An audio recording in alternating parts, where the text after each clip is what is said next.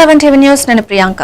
Details చూస్తే మేడ్చల్ జిల్లా Quthbullapur Nizampet municipality పరిధిలోని శ్రీ దుర్గానగర్ కాలనీ వాసులు హాస్టల్స్ పై ఆవేదన వ్యక్తం చేశారు. రెసిడెన్షియల్ పర్మిషన్ తీసుకుని కమర్షియల్ బిల్డింగ్స్ నిర్మించడం, రాత్రివేళ గంజాయి, సిగరెట్లు వాడుతూ యువకులు తిరుగుతున్నారని, మహిళలపై హేళన చేస్తుండటంతో ఇబ్బందులు ఎదుర్కొంటున్నామని వాసులు తెలిపారు. బిల్డర్లు నియమావళి ఉల్లంఘిస్తూ స్టిల్+2 పర్మిషన్ ఉన్న 5 అంతస్తులు నిర్మించి హాస్టల్స్ ఇస్తున్నారని ఆవేదన వ్యక్తం చేశారు. వెంటనే చర్యలు తీసుకోవాలన్నారు.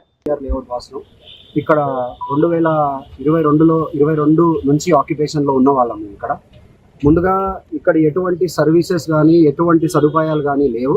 ఇప్పుడిప్పుడే మేము మా కాలనీ డెవలప్ చేసుకుంటున్నాం. కానీ ఈ మధ్య ఒక సంవత్సరం దగ్గర నుంచి ఈ మధ్య హాస్టల్ల న్యూసెన్స్ చాలా ఎక్కువైపోయిందండి. బాయ్స్ హాస్టల్స్, గర్ల్స్ హాస్టల్స్ చాలా వరకు కన్స్ట్రక్షన్ జరిగిపోయాయి. రాత్రి అయితే చాలు పిల్లలు ఏం చేస్తున్నారో, ఎలా తిరుగుతున్నారో అనేది మాకు తెలుసు. కేబిహెచ్పిని తరపించే విధంగా, కూకట్పల్లిని తరపించే విధంగా ఇది కూడా మరో కేబిహెచ్పి, మరో జేఎన్టీయు తయారయ్యే విధంగా ఉంది. సో అక్కడ మనం అడ్డుకోలేకపోయినాం టౌన్ ప్లానింగ్ ని. దేన్ని ఇక్కడ డెఫినెట్ గా అడ్డుకోవాలి. అడ్డుకుంటే మనం ఎన్నో విధాలుగా అరికట్టొచ్చు.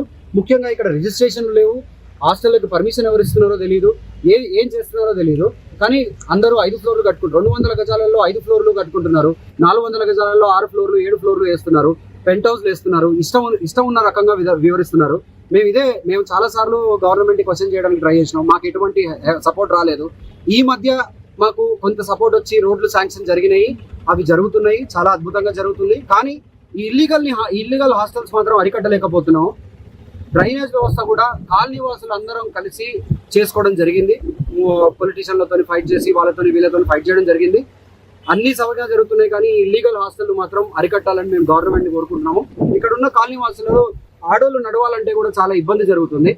ఆడోళ్ళు నడవలేకపోతున్నారు, పిల్లలు లిటరల్లీ తిరగలేకపోతున్నారు, ఏం చేయలేకపోతున్నాం. ఈ హాస్టల్ బట్టి వాళ్ళతో కొట్లాడలేము కూడా. మేము అందరికీ ఫ్యామిలీస్ ఉన్నాయి.